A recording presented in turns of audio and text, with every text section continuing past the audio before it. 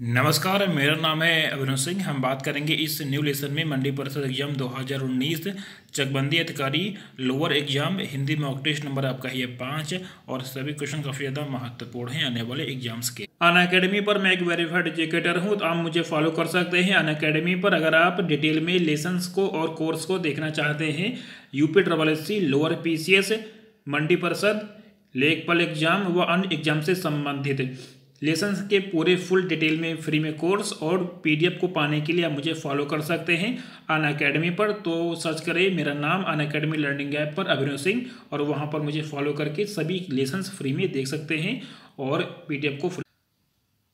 यहाँ पर हम बात करेंगे सभी महत्वपूर्ण प्रश्नों के बारे में और आपको बताना है कि यहाँ पर हमने कितने क्वेश्चन बिल्कुल सही किए हैं। तो सबसे पहले यहाँ पर हम बात करेंगे गद्यांश के बारे में। ये पूरा आपका एक पैसेज है जहाँ से आपको 1 से लेकर 3 तक क्वेश्चन देखने को मिलेगा।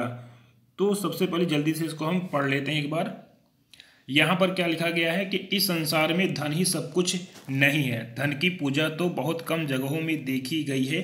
संसार का इतिहास उठाकर देखिए और उदाहरण ढूंढ ढूंढ कर सामने रखिए तो आपको विदित हो जाएगा कि जिनकी हम उपासना करते हैं, जिनके लिए हम आंखें बिछाने को तैयार रहते हैं, जिनकी स्मृति तरोताज़ा रखने के लिए अनेक तरह के स्मारक चिन्ह बनाकर खड़े करते हैं, उन्होंने रुपया कमाने में समय अपना नहीं बिताया था, बल्कि उन्होंने कुछ ऐसे काम किए थे जिनकी महत्ता हम रुपए से अधिक समझते हैं। आगे यहाँ पर क्या है कि जिन लोगों के जीवन का उद्देश्य केवल रुपया बटोरना है, उनकी प्रतिष्ठा कम हुई। अधिकांश अवस्थाओं में उन्हें किसी ने पूछा तक नहीं। उन्होंने जन्म लिया, रुपया कमाया और परलोक की यात्रा की, किसी ने जाना तक नहीं कि वे कौन थे और कहाँ गए। आगे यहाँ पर है, आगे आपका कि मानव समाज स्वार्थी अवश्य है, पर वह स्वार्थ की उपासना करना नहीं जानता। अंत में वे ही पूजे जाते हैं जिन्होंने अपने जीवन को अर्पित करते समय सच्चे मनुष्यत्व का यहाँ पर परिचय दिया। तो ये आपका पूरा पैसेज है, आपको इसको अच्छे से जल्दी से यहाँ पर एक बार रीड करना है और फिर इसके आंसर आपको यहाँ पर देना है। यहाँ पर हम बात करेंगे प्रश्नों के बारे में। तो यहाँ पर आपका जो पहला क्वेश्चन दिया गया है कि गद्यांश का उचित शीर्षक होगा, तो 4 आंसर यहाँ पर दिया गया है और आपका जो सही आंसर इसका रहेगा ऑप्शन नंबर आपका रहेगा C। आगे यहाँ पर हम बात करेंगे आपका जो अगला क्वेश्चन है, क्वेश्चन नंबर 2, उपर्युक्त गद्यांश के अनुसार संसार में किस तरह के मनुष्य की पूजा होती है। तो 4 आंसर यहाँ पर दिया गया है और इस क्वेश्चन का क्या रहेगा आंसर आपको ये बताना है। तो आपका जो आंसर है इसका रहेगा ऑप्शन नंबर D। आगे यहाँ पर हम बात करेंगे आपका जो अगला क्वेश्चन है कि धन की पूजा से क्या अभिप्राय है। तो 4 आंसर यहाँ पर आपके सामने दिया गया है, तो इसका आंसर नंबर आपका रहेगा B, यानी कि धन कमाने वाला अधिक नाम नहीं कर पाता है। तो इसका आपका जो आंसर रहेगा इस क्वेश्चन का ऑप्शन नंबर आपका रहेगा B। आगे यहाँ पर हम बात करेंगे आपका जो अगला क्वेश्चन दिया गया है कि शुद्ध शब्द छाटिए। तो 4 आंसर यहाँ पर दिया गया है और क्या होगा इस क्वेश्चन का आंसर आपको ये बताना है, ठीक है। तो यहाँ पर आपका जो आंसर रहेगा इसका ऑप्शन नंबर आपका रहेगा C, कि आपका बिल्कुल यहाँ पर क्या है आपका ये शुद्ध शब्द है। आगे यहाँ पर हम बात करेंगे आपका जो अगला क्वेश्चन है कि कौन सा शब्द तुर्की भाषा का नहीं है, पैगंबर, बेगम, चेचक या बारूद। तो यहाँ पर आपका जो आंसर रहेगा यानी कि ऑप्शन A पैगंबर। आपको ये पता होना चाहिए कि बेगम, चेचक, बारूद तुर्की शब्द हैं। दरोगा, बीबी, कुली, चाकू ये भी आपके तुर्की शब्द होते हैं। अगर यहाँ पर हम बात करें पैगंबर, नमाज, रोज़ा, तो ये आपके धार्मिक शब्द अरबी में फारसी के द्वारा आए हैं, ठीक है।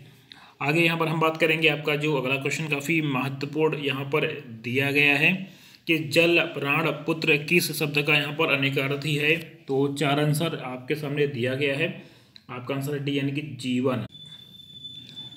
क्वेश्चन नंबर आपका दिया गया है अगला कि उपवाक्य पहचानिए, वह आदमी जो कल आया था आज भी आया है, ठीक है। 4 आंसर यहाँ पर दिया गया है, तो ये आपका रहेगा विशेषण उपवाक्य यहाँ पर रहेगा। क्यों रहेगा आपको ये पता होना चाहिए कि जो आश्रित उपवाक्य विशेषण की तरह व्यवहार करते हैं उन्हें हम विशेषण उपवाक्य कहते हैं, ठीक है। और प्रस्तुत वाक्य में जो कल आया था विशेषण उपवाक्य, इसमें जो, जैसा, जितना ये सभी शब्दों का प्रयोग होता है। आगे यहाँ पर हम बात करेंगे आपका जो अगला क्वेश्चन दिया गया है कौन सी ध्वनि महाप्राण नहीं है। तो 4 आंसर यहाँ पर दिया गया है और आपका जो सही आंसर इसका रहेगा ऑप्शन नंबर आपका रहेगा इसका सी यानी कि जा। ठीक है, और ये भी काफ़ी आपका यहाँ पर क्वेश्चन महत्वपूर्ण बनता है आने वाले एग्जाम के लिए। आपको पता होना चाहिए कि महाप्राण और अल्पप्राण होते क्या हैं। हमने डिटेल में इसके बारे में आपको बताया है और कई बार समझाया है। ठीक है, तो इसका आंसर नंबर आपका रहेगा सी। आगे यहाँ पर हम बात करेंगे। ठीक है, यहाँ पर इसका डिटेल भी दिया गया है, आप चाहें तो इसको यहाँ पर देख सकते हैं। ठीक है, चलिए आगे आप बात करेंगे। आपका जो अगला क्वेश्चन है कि निम्नलिखित पद में से कौन सा पद वाया प्रत्यय लगाने से बना है। तो 4 आंसर यहाँ पर दिया गया है और इस क्वेश्चन का क्या रहेगा आंसर आपको ये बताना है। तो आपका आंसर सी यानी कि खवैया। ठीक है, यानी कि आपको ये पता होना चाहिए कि वैया प्रत्यय लगाने से आपके जो बने शब्द हैं खवैया, ठीक है, गवैया इत्यादि। ठीक है, आगे यहाँ पर हम बात करेंगे। आपका जो अगला क्वेश्चन काफ़ी महत्वपूर्ण है। निम्न में एक देवता का पर्यायवाची नहीं है। तो 4 आंसर यहाँ पर दिया गया है और इसका क्या रहेगा आंसर आपको ये बताना है। ठीक है, तो यहाँ पर आपका आंसर रहेगा इसका सी यानी कि किंकर। यानी कि आपको ये पता होना चाहिए कि देवता के जो पर्यायवाची होते हैं निर्जर, ठीक है, त्रिदश, गिरवाण, ये सभी आपके होते हैं। लेकिन किंकर आपका ये दास का पर्यायवाची शब्द होता है। आगे यहाँ पर हम बात करेंगे। आपका जो अगला क्वेश्चन दिया गया है, यहाँ पर आपको संधि विच्छेद के बारे में बताना है। तो 4 आंसर यहाँ पर दिया गया है।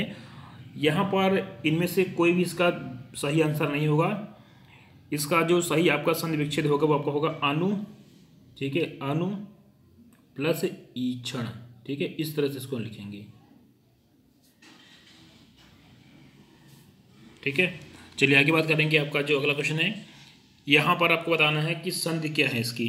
तो 4 आंसर आपके सामने दिया गया है और यहाँ पर आपका जो बिल्कुल इसका सही आंसर रहेगा ऑप्शन नंबर सी रहेगा। ठीक है, और ये काफ़ी आपका यहाँ पर क्वेश्चन महत्वपूर्ण बन जाता है। ठीक है, और यहाँ पर ये आपका डिटेल है तो इसको अच्छे से आप यहाँ पर देख सकते हैं कि इसमें यहाँ पर आपका विसर्ग संधि है। ठीक है, और काफ़ी आपका क्वेश्चन महत्वपूर्ण बनता है।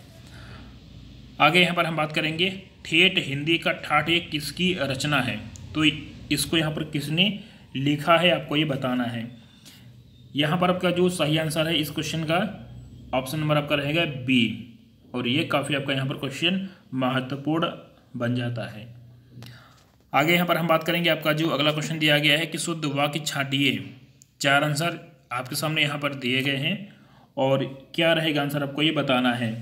तो यहाँ पर आपका जो बिल्कुल सही आंसर रहेगा जो कि शुद्ध है ऑप्शन नंबर आपका रहेगा सी, यानी कि उस वन में प्रातःकाल का दृश्य बहुत ही सुहावना होता था। चलिए आगे बात करेंगे। किस शब्द में उपसर्ग नहीं है। तो 4 आंसर यहाँ पर दिया गया है अपवाद, पराजय, प्रभाव या ओढ़ना। तो यहाँ पर आपका जो आंसर है इसका डी यानी कि ओढ़ना आपका रहेगा बिल्कुल सही आंसर इस क्वेश्चन का, और ये काफ़ी आपका यहाँ पर क्वेश्चन महत्वपूर्ण बन जाता है। आगे यहाँ पर हम बात करेंगे। आपका जो अगला क्वेश्चन दिया गया है कि निम्नलिखित में स्त्रीलिंग शब्द है। तो 4 आंसर यहाँ पर दिया गया है और इस क्वेश्चन का जो बिल्कुल सही आंसर आपका रहेगा ऑप्शन नंबर बी, यानी कि अहिंसा आपका रहेगा स्त्रीलिंग शब्द। यानी कि आपको ये पता होना चाहिए कि अहिंसा शब्द आपका ये स्त्रीलिंग शब्द है। इसके अलावा जैसे कि दया, कृपा, सूचना, ये भी आपके स्त्रीलिंग शब्द होते हैं। ठीक है, किन्नर आपका ये उभयलिंग या आपका तृतीय लिंग हेतु ये प्रयुक्त होता है। अगर यहाँ पर हम बात करें डॉक्टर वासुदेव नंदन प्रसाद की, तो इन्होंने अपनी पुस्तक आधुनिक हिंदी व्याकरण और रचना में किन्नर शब्द को यहाँ पर पुल्लिंग के अंतर्गत रखा है। ठीक है, चलिए आगे यहाँ पर हम बात करेंगे। तो ये आप पूरा डिटेल है, इसको यहाँ पर आप पढ़ सकते हैं। ठीक, काफ़ी आपका इम्पोर्टेंट यहाँ पर डिटेल दिया गया है, काफ़ी महत्वपूर्ण है। यहाँ पर क्या है कि रत्नावली दोहा संग्रह किसके द्वारा रचा गया है। तो इस क्वेश्चन का आंसर क्या रहेगा आपको ये बताना है। ठीक है, तो आपका जो आंसर इसका रहेगा यानी कि रत्नावली। अब यहाँ पर क्या है, मैं आपको एक बात ये बता दूँ कि इसका स्पष्ट उत्तर देना संभव नहीं है। क्यों नहीं है उसके बारे में हम बात करेंगे। देखिए यहाँ पर क्या है कि मुरलीधर चतुर्वेदी की रचनाएं रत्नावली, लघु दोहा संग्रह, दोहा रत्नावली आदि हैं, और दोहा रत्नावली तुलसीदास की पत्नी रत्नावली द्वारा भी ये रचित मिलती है। चूँकि क्वेश्चन में आपका रत्नावली दोहा संग्रह है पूछा गया, इसलिए इसका स्पष्ट उत्तर देना संभव बिल्कुल भी नहीं है। ठीक है, चलिए आगे यहाँ पर हम बात करेंगे। आपका जो अगला क्वेश्चन यहाँ पर दिया गया है, क्वेश्चन नंबर आपका यहाँ पर है अगला कि लिंग आपको बताना है। 4 आंसर यहाँ पर दिया गया है। मन गढ़ंत, तो यहाँ पर आपका क्या रहेगा आंसर, यानी कि आपका स्त्रीलिंग होता है। आपका जो आंसर रहेगा इसका ऑप्शन नंबर रहेगा बी। आगे यहाँ पर हम बात करेंगे वाक्यांश का एक शब्द बनाना है आपको जिसके हृदय में ममता नहीं है। तो 4 आंसर यहाँ पर आपके सामने दिया गया है और इसका जो आंसर नंबर आपका है ए यानी कि निर्मम आपका रहेगा बिल्कुल सही आंसर। आगे यहाँ पर हम बात करेंगे आपका जो अगला क्वेश्चन यहाँ पर दिया गया है, जैसे कि जिसे दया ना हो उसे हम बोलते हैं निर्दय कहते हैं। इसी तरह से जिसे भय ना हो उसे हम बोलते हैं निर्भय बोलते हैं, और जिसके हृदय में ममता नहीं उसे हम निर्मम कहते हैं। काफ़ी महत्वपूर्ण है। आपका जो अगला क्वेश्चन पूछा गया है पेपर में, ये सभी क्वेश्चन आपके पेपर में आ चुके हैं। यहाँ पर क्या है कि किस वाक्य में विराम चिन्ह का प्रयोग उचित नहीं है। तो 4 आंसर आपके सामने यहाँ पर दिया गया है और क्या रहेगा आंसर आपको ये बताना है। ठीक है, देखिए यहाँ पर इसका जो सही आंसर रहेगा, यहाँ पर 2 मिस्टेक हैं इस क्वेश्चन में। तो मैं आपको बता दूं कि विकल्प आपका जो सी है उसमें आपका उचित विराम चिन्ह का प्रयोग बिल्कुल भी नहीं किया गया, क्योंकि यहाँ पर ये सुनो सुनो इस तरह से बिल्कुल भी नहीं होगा। यहाँ पर आपका कॉमा होना चाहिए था। ठीक है, दूसरा क्या है कि आपका जो विकल्प ए है इसमें भी आपका जो विराम चिन्ह है उसका उचित प्रयोग नहीं किया गया। यहाँ पर आपका ये पूर्ण विराम नहीं होना चाहिए था। तो इसमें ए और सी दोनों में गलती है। ठीक है, इसलिए इसका उत्तर देना संभव यहाँ पर नहीं होगा, क्योंकि यहाँ पर दोनों क्वेश्चन यानी कि आपका जो क्वेश्चन है इसके ऑप्शन नंबर ए और सी दोनों में क्या है गलती है। ठीक है, आगे यहाँ पर हम बात करेंगे। आपका जो अगला क्वेश्चन है कि वाक्य में प्रयुक्त लोकोक्ति का यहाँ पर उचित आपको शाब्दिक अर्थ बताना है। ये अंग्रेजी में आपका लिखा हुआ है, आपको इसको हिंदी में बताना है। इसका क्या मतलब होता है, यानी कि इसका मतलब होगा नया खून। आगे यहाँ पर हम बात करेंगे समास बताइए भरपेट। तो भरपेट में कौन सा समास है आपको ये बताना है। तो यहाँ पर आपका आंसर रहेगा यानी कि अव्ययभाव समास आपका रहेगा भर। आगे यहाँ पर हम बात करेंगे। आपका जो क्वेश्चन नंबर अगला है, यहाँ पर ये पूरा आपका दिया गया है, पंक्ति ये यहाँ पर लिखी हुई है और आपको बताना है कि ये किस लेखक ने यहाँ पर इस पंक्ति को यहाँ पर लिखा है। तो ये लिखा गया है मुंशी इंसा अल्लाह खां के द्वारा इसको यहाँ पर लिखा गया है। तो इसका आंसर नंबर आपको हो जाएगा बी। चलिए आगे यहाँ पर हम बात करेंगे निम्न में से क्रिया विशेषण अव्यय चुनिए। तो 4 आंसर आपके सामने यहाँ पर दिया गया है और इसका जो आंसर रहेगा ऑप्शन नंबर आपका रहेगा सी, यानी कि अधिक मत बोलो। अब यहाँ पर क्या है कि जो अव्यय क्रिया की विशेषता प्रकट करता है उसे हम क्रिया विशेषण कहते हैं। जैसे कि अधिक मत बोलो, इस वाक्य में क्या आपका अधिक जो है ये आपका क्रिया विशेषण है और बोलना क्या है, बोलना क्रिया की विशेषता यहाँ पर बताता है। चलिए आगे यहाँ पर हम बात करेंगे। क्वेश्चन नंबर आपका है ये 25, निम्न में से कौन जीवनी है। तो 4 आंसर यहाँ पर दिया गया है। यहाँ पर आपका जो आंसर है यानी कि आवारा मसीहा, ये आपका क्या है एक जीवनी है और ये काफ़ी आपका यहाँ पर क्वेश्चन महत्वपूर्ण बनता है। अब कुछ बातों के बारे में और यहाँ पर हम बात करेंगे कि आवारा मसीहा ये विष्णु प्रभाकर की ये कृति है। ये बांग्ला उपन्यासकार शरद चंद्र चटर्जी की जीवनी है और अतीत के चलचित्र ये महादेव वर्मा का ये रेखा चित्र है। चिंतामणि ये आपका आचार्य रामचंद्र शुक्ल का ये निबंध है। नीड़। आगे यहाँ पर हम बात करेंगे नीड़ का निर्माण फिर हरवंश बच्चन की ये आत्मकथा है। तो इन बातों को यहाँ पर अच्छे से आप ध्यान में रखेंगे, काफ़ी आपके महत्वपूर्ण है आने वाले एग्जाम्स के लिए। तो हम उम्मीद करते हैं कि यहाँ पर आपको ये पूरा जो लेसन है आपको पसंद आया होगा। 25 क्वेश्चन थे, आपको बताना है कमेंट बॉक्स में कि आपने यहाँ पर 25 में कितने क्वेश्चन बिल्कुल सही किए हैं और जिन लोगों ने यहाँ पर 22 क्वेश्चन से ज़्यादा सही किया है यानी कि उनकी तैयारी काफ़ी अच्छी है और सिलेक्शन का चांस भी ज़्यादा है। दोस्तों यहाँ पर आप सभी को मैं एक जानकारी देना चाहता हूँ कि अनअकैडमी के द्वारा यानी कि अनअकैडमी लर्निंग ऐप पर सब्सक्रिप्शन मॉडल को लॉन्च किया गया है और जितने भी टॉप के एजुकेटर हैं एसएससी के, बैंक के, रेलवे के व अन्य किसी भी एग्जाम्स के लिए उनसे आप यहाँ पर पढ़ सकते हैं। तो अनअकैडमी लर्निंग ऐप को डाउनलोड कीजिए और उसके प्लस आइकन पर क्लिक करके आप यहाँ पर सब्सक्रिप्शन मॉडल ले सकते हैं। सबसे आपका जो लोवेस्ट प्राइस रहेगा वो आपका रहेगा 1000 रुपये के अंदर 1 महीने का, और इसके अलावा आपका 6 महीने और साल भर का भी यहाँ पर आपका मॉडल है जहाँ पर आपको काफ़ी सस्ता पड़ जाएगा।